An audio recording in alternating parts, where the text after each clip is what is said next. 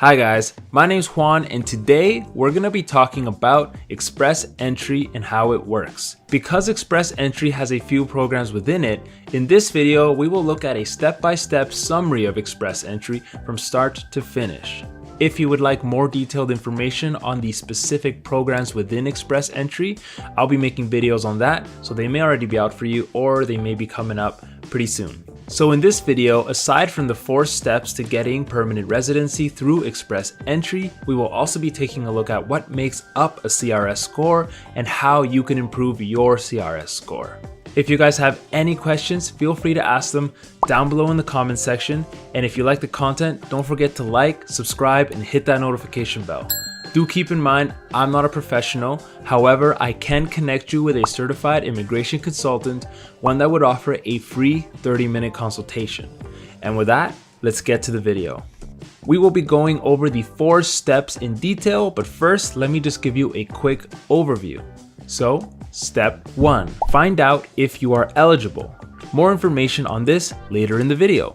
Step 2, get your documents ready, such as language test results and more. Step 3, submit your profile, and this is where you will give information about yourself. And step 4, receive an ITA, that's an invitation to apply. So let's get right into it. Step 1, find out if you are eligible. There are 2 ways to find out which programs in Express Entry you are eligible for. I recommend using both so you have as much information as possible. First, there is a questionnaire offered by the IRCC where you can quickly check what you are eligible for. I will have links for this down in the description. And the second method is simply doing research on the programs. I'll also have a link for all of the programs down in the description. And that's it. You with me so far? So next up, we have step 2, get your documents ready. It can be tempting at this point to simply apply, but there is still more work to be done. You will want to have supporting documents ready to prove that you meet the requirements for your eligible Express Entry programs. So first, let's go over a list of some documents that you may need to have ready. Passport or travel document. If you hold a Venezuelan passport, you may need to complete extra steps. Feel free to send me a message if you have a question about this. Language test results. Requirements change depending on the program you're applying for. I'll have a link down below with more information on these results. Education Credential Assessment Report, or ECA for short. This is to prove your education level is comparable to the same level in Canada. This can either be a requirement or a great way to get more CRS points. I'll have a link in the description below with more information on ECAs. Provincial nomination. This is only applicable if you already have a provincial nomination. You can still receive one after creating your profile. And the final documents you may need to get ready is proof of a job offer. And this would be a written job offer from an employer in Canada and would only apply if you have a valid job offer. Next, I'll have a brief list of documents you will need to have ready when you receive an invitation to apply for permanent residence.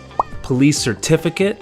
These can take a long time to get, so it is recommended that you ask for them as soon as your profile is in the applicant pool. I'll have a link below with more information on this. Medical exams. You will need different documents at different stages of the Express Entry application process. I also have a link for this in the description. And proof of funds. This is how you show you have enough money to support yourself and your family. Requirements for this one change depending on the size of your family. I'll have another link for this one below as well. Now we're on to step 3, submitting a profile. You have found out what programs you're eligible for, you have your supporting documents ready. Now it is time to submit your application. When submitting your profile, you will give information about yourself. And if you are eligible, you will be accepted into a pool of candidates. You will be given a CRS score and ranked in the Express Entry pool against other applicants. Those with the highest scores will receive invitations to apply. There is an online tool which will help you see what your CRS score would be. I'll have a link in the description below for that. Later on, I will also give you some information on what makes up your CRS score, as well as some methods to increase your CRS score. And now we're on to the final step, step 4. Receive an invitation to apply for permanent residence.